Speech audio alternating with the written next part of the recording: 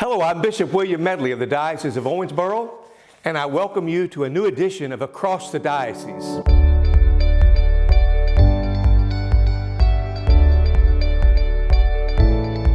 Today I welcome as my guest Father Larry Hostetter, who is a priest of the Diocese of Owensboro, the president of Brescia University, and enjoys a doctoral degree in sacred theology with a concentration in moral theology. Today I've asked Father Larry to join me in that we want to discuss the vaccines that are becoming available to us. So Father Larry, first of all, I want to talk about your role as president of the university and therefore sort of a pastor to that community. How has the pandemic affected life at Brescia, and how have you all coped with all that? Well, like most institutions, the pandemic has pretty much turned everything upside down.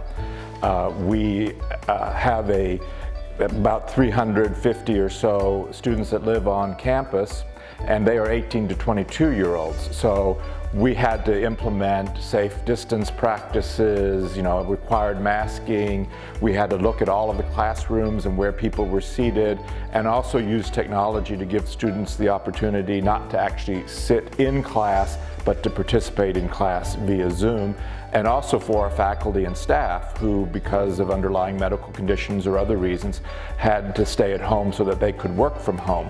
So all of that has been turned upside down. We've had students on campus and we have students in the classroom, but it's very, very different from what we've had in the past, and it would be considered normal. And it's also been a considerable challenge. And a big part of the challenge is to make sure that everybody's educated on the importance of maintaining those pandemic protocols because of the virulence of this disease. Well, as we here at the beginning of year 2021 believe we see a light at the end of the tunnel because of the emergence of effective vaccines, a lot of people, there's been a movement around the world in recent decades leery of vaccines in general. But specific questions have been raised about the vaccines that have been developed to address COVID-19. So if you could tell us a little bit about what the Church is speaking of in regards to vaccines today. Church has made a number of statements about vaccines because it's an issue that we all have to deal with. It leaves the question of whether a vaccine is medically effective, the science behind it leaves that to the doctors and the scientists. That's not something where the Church steps into, but the Church asks the question about the morality of vaccines. But before we get into that, I think it's important to acknowledge, coming from an academic institution where science is a very important part of what we do, that vaccines have been overall incredibly effective over the years. Smallpox has been eliminated, polio almost eliminated, all because of vaccinations. You and I probably still have the smallpox scar on our arms from when we were kids, and we were vaccinated against smallpox. That's not required anymore because that disease has been eliminated through vaccines. So we know vaccines are effective. The question arises about the morality of certain vaccines because they were derived from a cell line that came originally from an aborted fetus. And so the question emerges, is it permissible for a Catholic to be vaccinated with a vaccine derived from those cell lines? Now, the COVID vaccines, it should be noted, are not from those cell lines. It uses a different technology altogether.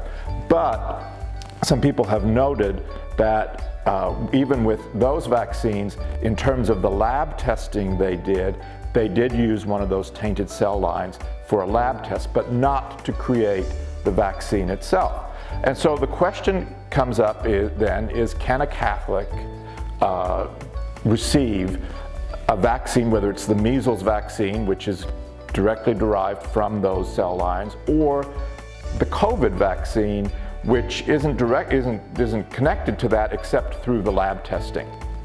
And the Church has basically said, using what's called the principle of cooperation, that yes, Catholics can be, and in some instances should be, vaccinated. The original document that dealt with this came out in 2005, right at the end of John Paul II's tenure as Pope. He had already passed away by the time it came out, but the question had emerged in 2003. In 2005, the Pontifical Academy on Life came out with a statement which was repeated then during Pope Benedict XVI's time in the document Dignitatis Personae. And then most recently, again, with the COVID, the Vatican released a document saying that here again, this is permissible. As of the day we're filming this, I just saw in the media yesterday that Pope Francis was inoculated, received the vaccination. So both the Vatican has spoken in support of the development of this vaccine, as well as the United States Conference of Catholic Bishops. So that said, no Catholic should feel any reservation about the production of this vaccine. No, and even if with the connection to that test lab that used the tainted cells, that principle of cooperation comes in. And basically, to just describe quickly what that means is the Church has always known that we as individuals live in a world where bad things happen.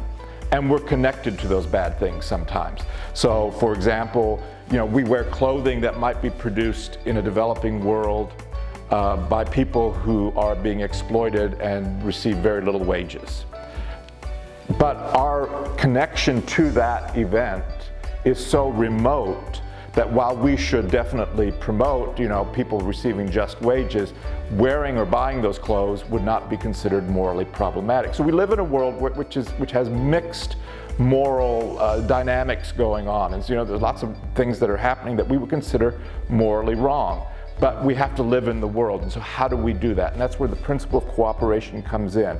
We can never what's called formally cooperate with an evil action. That means that we intend that action itself, and we're helping to make it happen.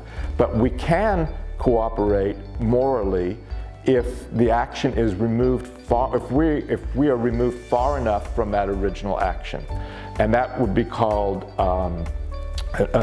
not formal but material cooperation, and it's immediate cooperation that's remote enough to where a Catholic shouldn't feel any moral compunction about participating in that. Now, that being said, the Church has also said that pharmaceutical companies should do their best not to produce any medicines or vaccines that are morally compromised.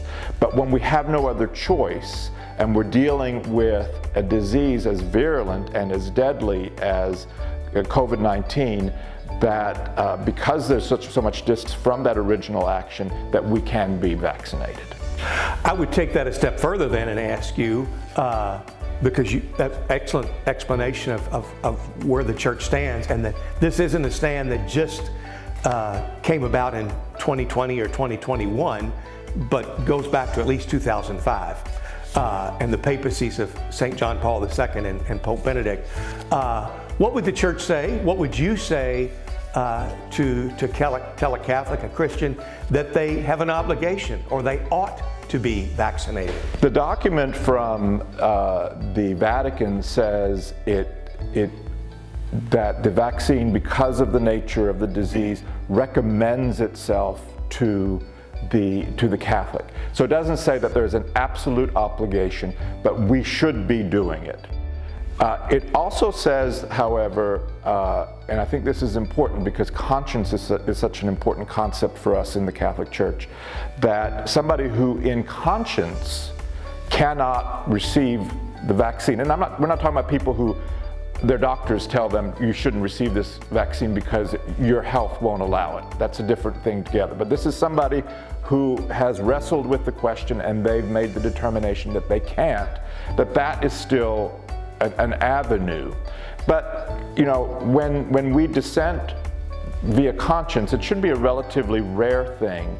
And when we make a decision of conscience, it should be one that is after prayer, consulting with pastors, doing some study, finding out what does the Church teach, what does science say, And only then can you say that I might make a decision of conscience. And so, generally speaking, I think Catholics who can and are healthy enough, and their doctors feel like they should, they ought to really very seriously consider taking the vaccine, but recognizing that if their conscience doesn't allow them, that like so many other decisions of conscience, they still have that ability not to do that.